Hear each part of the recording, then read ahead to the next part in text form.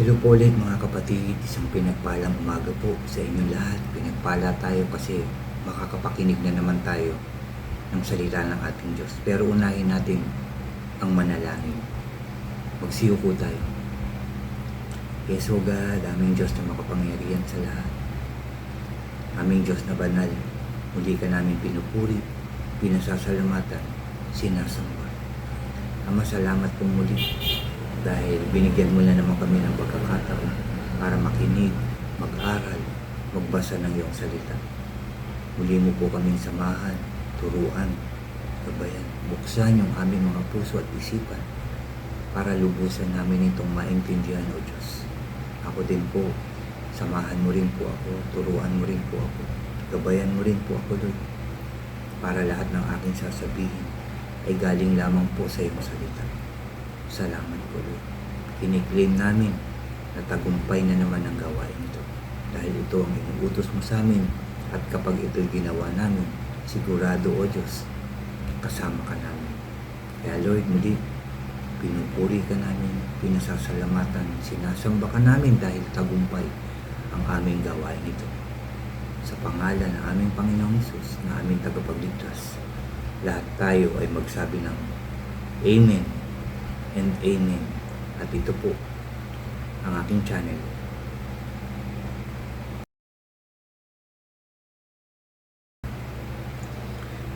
Hello po ulit mga kapatid. Ulitin ko lang, isang pinagpalang umaga po sa ating lahat mga kapatid. Bago po ako mag-share ng aking devotion ngayong umaga, anyayahan ko lang po yung mga bago dyan sa aking channel na huwag niyo pong kalimutan na mag-subscribe. Paki-like and share niyo po ang aking mga videos at paki-click din po ang notification bell para lagi po kayong updated sa mga bago at iba ko pang i-upload. Salamat po. Salamat po mga kapatid. Mga kapatid, ang aking i-share sa inyo ngayon ay dito sa Matthew chapter 17. Ulitin ko lang. Matthew chapter 17 verse 1 hanggang 9 ang aking i-share sa inyo mga kapatid. Ulitin ko lang, Matthew chapter 17 verse 1 to 9. At ito po ay may pamagat na ang pagbabagong anyo ni Jesus. Pakinggan po natin ang salita ng Diyos.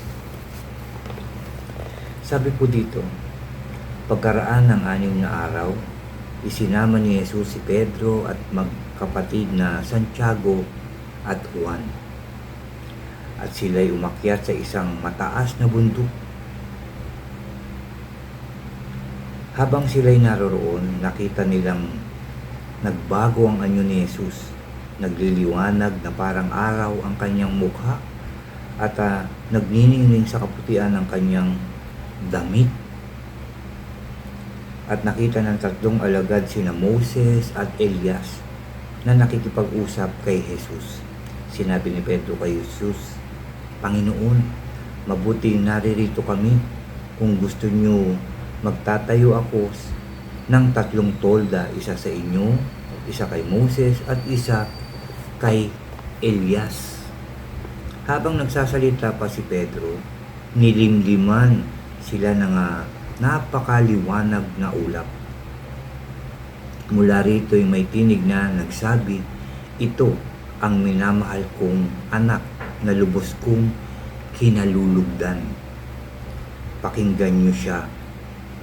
Nang marinig ng mga alagad ang tinig, labis silang natakot at nagpatira pa. Ngunit nilapitan sila ni Jesus at hinawakan. Tumayo kayo, huwag kayong matakot. Sabi niya, nang tumingin sila, si Jesus na lang ang kanilang nakita. At yan po ang salita ng Diyos. Verse 1 to 8 po ang aking i-share ngayong umagang ito. Ulitin ko lang. Chapter 17 verse 1 to 8 po ang aking share sa inyo ngayong umagang ito. Dito, nang makita nila ni Pedro, ni Juan at Santiago yung nagliliwanag na mukha ng ating Panginoong Hesus at yung nagniningning na damit na puting-puti ng ating Panginoong Hesus. Dito, pagpapakita na siya ay ang Mesaya. Ano po? Yung kaluwalhatian ng ating Panginoong Hesus ang ipinakita niya doon sa kanyang mga alagad na patunay na siya ang Mesaya, na siya ay anak ng Diyos. Yun po yung pinakita niya. Dahil maraming hindi naniniwala sa ating Panginoong Hesus na siya ay anak ng Diyos. Marami. Kaya nung time na yun, pinakita ng Panginoong Hesus ang kanyang kaluwalhatian sa kanyang mga alagad. At yun nga yung pagsasalita ng ating Diyos na siya yung kinalulugan na anak ng Diyos. Pakinggan nyo siya. Ibig sabihin, pakinggan ang kanyang mga sinasabi. Pakinggan ang kanyang mga hinahayag, tinuturo na salita ng kanyang Ama na nasa langit. At yung makita nila si Moses at si Elias, yung pag-uusap na yun, yun yung patungkol sa daranasing paghihirap ng ating Panginoong Hesus kapag dumating na yung takdang panahon. Papahirapan siya, ipapako sa krus. Yun yung pinag-usapan nila Moses at Elias nung araw na iyon, mga kapatid. Dito rin sa pahayag na to, pinapakita rin sa atin, sinasabi sa atin sa pamamagitan ng salita ng ating Diyos na siya ay ang Mesaya, na siya ay anak ng Diyos, na siya ay maghihirap para sa ating lahat, para sa lahat ng tao, mga kapatid. Ito ay dapat nating paniwalaan, pagtiwalaan, panghawakan natin ito na ang Panginoong Hesus ang ating tagapagligtas at wala nang iba. Hindi natin kayang iligtas ang ating sarili kahit ano pang gawin natin. Mga kapatid, kahit pa marami kang pera, marami kang ari-arian, hindi natin kayang iligtas ang ating sarili. Saan natin hindi kayang iligtas? Tingnan nyo, even maraming pera, maraming kayamanan, pag dumating na yung takdang panahon, hindi sila kayang buhayin ng kanilang kayamanan. Amen po ba ito? Di ba po? Yung lahat ng kanilang nagawang pagkakamali, pagkakasala, pagkukulang sa Diyos, hindi kayang bayaran ng kanilang kayamanan. Di ba po? Ang Panginoong Hesus lang ang makakapagligtas sa lahat ng ating ginawang kasalanan. Pag dumating na yung araw na paghuhukom, hindi natin pwedeng sabihin, mayaman ako. Ito na yung pambayad ko, yung kayamanan ko, yung ari-arian ko, yung pera ko. Hindi po. Panginoong Hesus lang. Kaya dito pinapakita, ulitin ko lang, pinapakita sa atin kung sino siya. Dito sa ating binasa ngayon, yung pagbabagong anyo ng ating Panginoong Hesus, sinasabi dito na siya ay anak ng Diyos. Na siya ang daranas ng matinding paghihirap para tayo ay maligtas. Hindi tayo. No? Inako niya yun. Yung kaparusahan na dapat sa atin para tayo ay maligtas, inako ng ating Panginoong Hesus para maligtas yung mga taong sasampalataya, maniniwala, magiging tapat sa Kanya hanggang sa Kanyang pagbabalik. Pagka nagawa natin yan na maging tapat sa ating Panginoong Hesus, siya ang magliligtas sa atin. Siya yung kukuha dun sa mga taong naging tapat sa Kanya. Siya yung kukuha nun. Kaya siya babalik at dadalhin niya sa Kanyang kaharian. Kaya kung ito yung paniniwalaan natin, ito yung panghahawakan natin, ito yung isa sa buhay natin, ito yung gagamitin natin, at ito rin yung isi-share natin sa ating mga mahal sa buhay at sa ibang tao, makakapagligtas din tayo ng kaluluwa.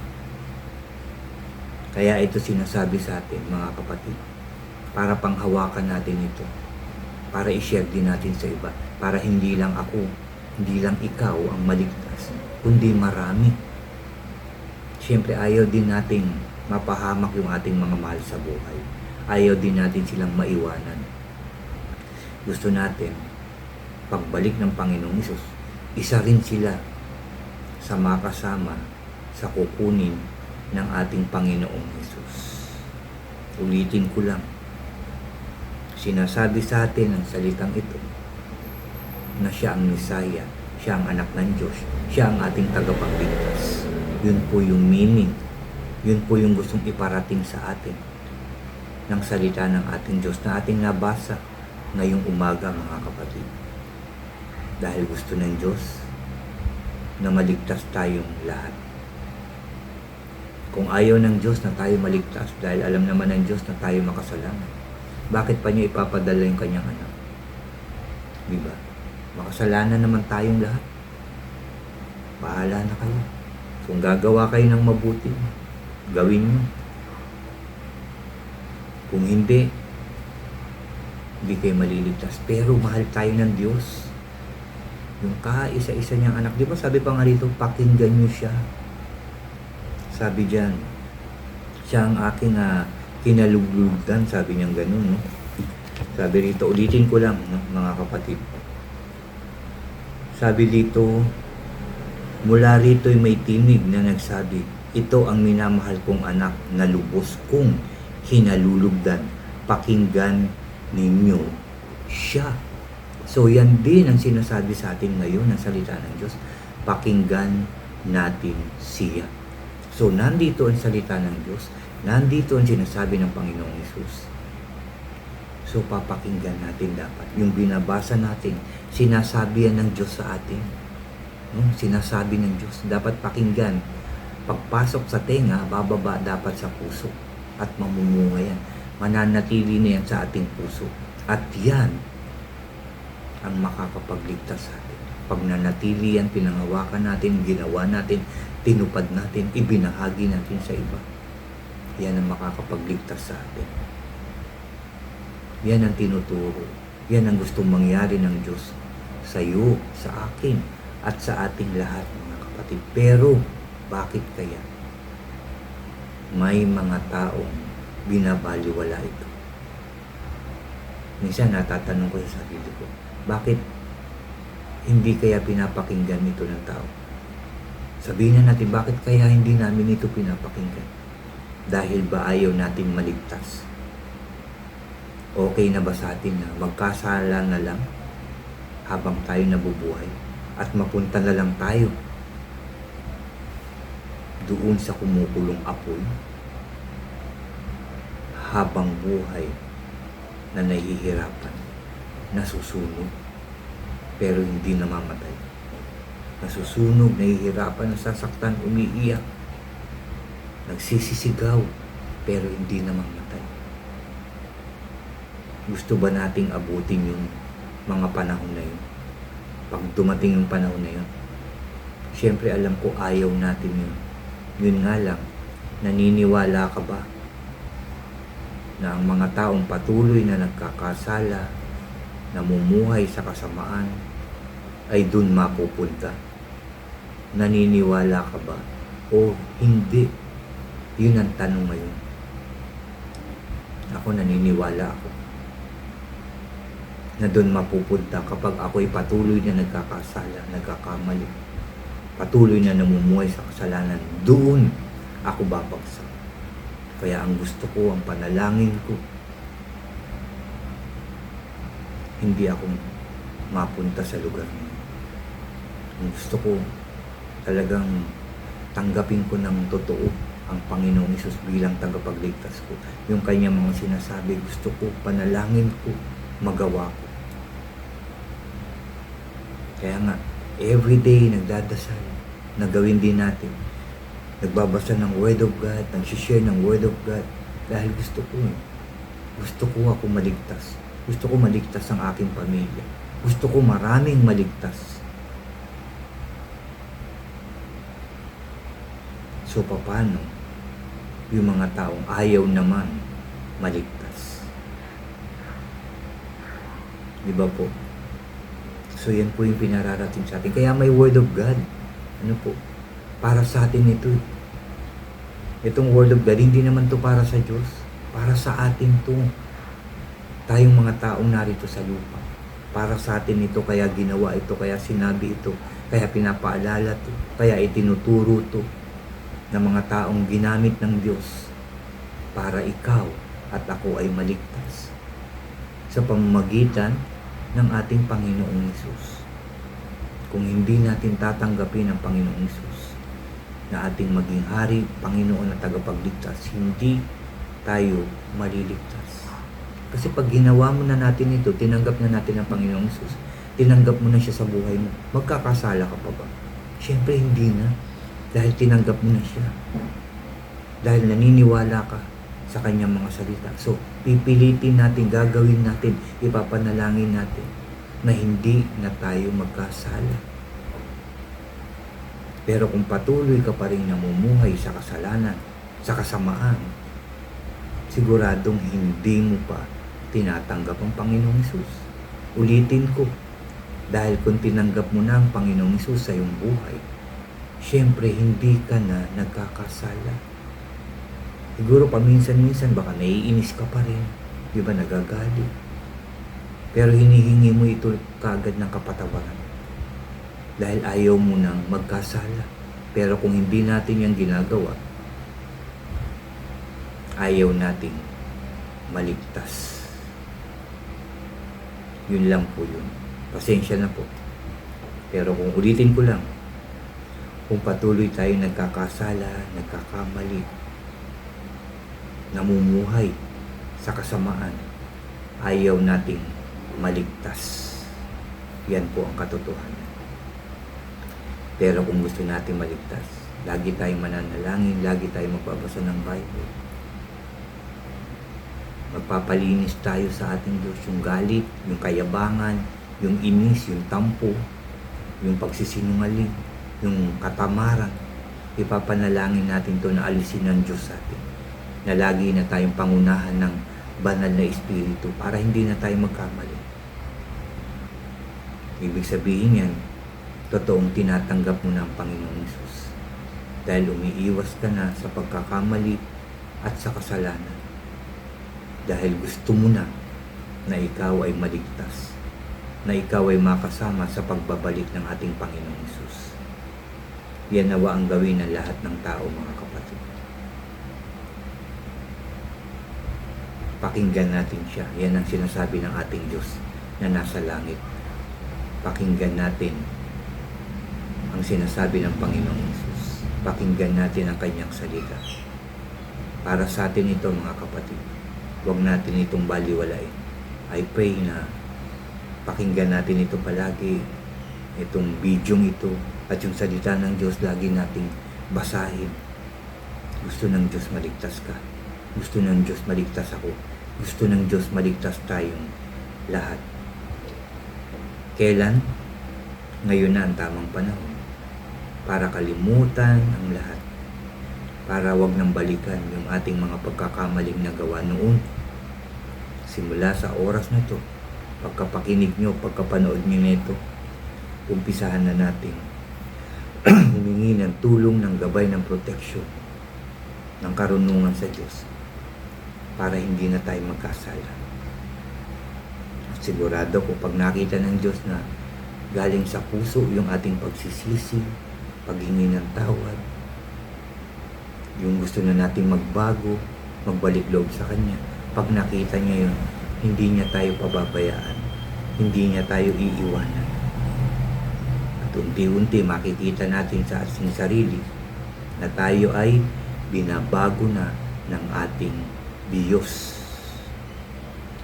Sa pangalan ng Panginoong Hesus at sa tulong, gabay at pangunguna ng banal na Espiritu. Yan po ang dapat natin gawin, mga kapatid. Yan po ang dapat natin gawin. Ngayon na, mga kapatid. Ngayon na. At yan po yung aking sharing ngayong umagang ito. Ulitin ko lang, Mateo chapter 17, verse 1 to 8 po. Yung kanina nasabi ko verse 1 to 9, pero verse 1 to 8 po ito. Ang aking shinare sa inyo. I pray, balikan nyo to. Basahin natin ulit mamaya ito. Balik-balikan. Intindihing mabuti. Sa pangalan ng ating Panginoong Hesus. Muli tayong mananalangin. Ipagpapasalamat natin dahil kinausap tayo ng ating Diyos. At ihingi natin ang tulong na ito ay ating maisabuhay. Na ito ay magawa natin. Matupad natin sa ating buhay. Let us pray. Yes, O God. Aming Diyos na makapangyarihan sa lahat, muli ka namin pinupuri, muli ka namin pinasasalamatan, O Diyos. Aming Panginoong Hesus, muli kami nagpapasalamat. Dahil sa iyong salita na aming mga napakinggan ngayong umagang ito. Salamat sa napakagandang opportunity na binigay mo po sa amin para makinig, mag-aral, magbasa ng iyong salita. I pray, tulungan niyo po kami na maisabuhay ang lahat ng aming narinig ngayong umagang ito. Maisabuhay, mai-apply sa buhay, magawa, matupad, at mai-share din namin sa aming mga mahal sa buhay at sa ibang tao upang sila rin. Kaming lahat ay sabay-sabay na maligtas. I pray, hindi na po kami makagawa ng kasalanan. Ni mag-isip ng kasalanan, ng mali, ang masama ay hindi na namin magawa. Sa pangalan ng Panginoong Hesus at sa tulong ng Banal na Espiritu. I pray, maging mabuting tao na kami sa isa't isa. Maging mapagmahal, mapagpatawad, at maging mapagkumbaba kami sa lahat ng oras at pagkakataon. Salamat po sa umagang ito. Salamat po. Marami po kaming natutunan. I pray hindi lang basta namin ito napakinggan. I pray bumaba ito sa aming puso at mamunga ito at manatili na habang kami ay nabubuhay sa pangalan ng Panginoong Hesus. I pray na pagpalain mo po, Lord, gabayan, proteksyonan, ingatan ang lahat ng nakinig, nanood, nakasama sa pag-aaral na to. Proteksyonan, ingatan, gabayan, palakasin. Huwag mo po kaming pabayaan at huwag mo po kaming iwanan sa pangalan ng Panginoong Hesus. Ano man ang pangangailangan ng bawat isa, I pray ipagkaloob mo po. Ano man ang kahilingan ng bawat isa, I pray pakinggan mo po at tugunin mo sa pangalan ng Panginoong Hesus. Proteksyonan, ingatan, gabayan mo po ang bawat isa. I pray na magtagumpay po ang bawat isa sa pangalan ng Panginoong Hesus. Naniniwala ako, Lord, sa oras na to, may gagawin kang himala sa lahat ng taong nakapanood nito sa pangalan ng Panginoong Hesus. Salamat po. Sa inyong kabutihan, sa inyong pagmamahal, kami umaasa at nananalig. Salamat po. Salamat po. Salamat po. Muli, pinupuri ka namin, pinasasalamatan, sinasamba ka namin. Sa tanging pangalan na aming Panginoong Hesus na aming tagapagligtas at sa pakikipisan ng Banal na Espiritu. Lahat tayo ay magsabi ng Amen. Amen. And Amen. Amen po. Salamat sa ating Diyos dahil napakabuti niya. Mahal niya tayo. Huwag natin itong kakalimutan. God bless po sa inyong lahat at God bless po sa ating lahat.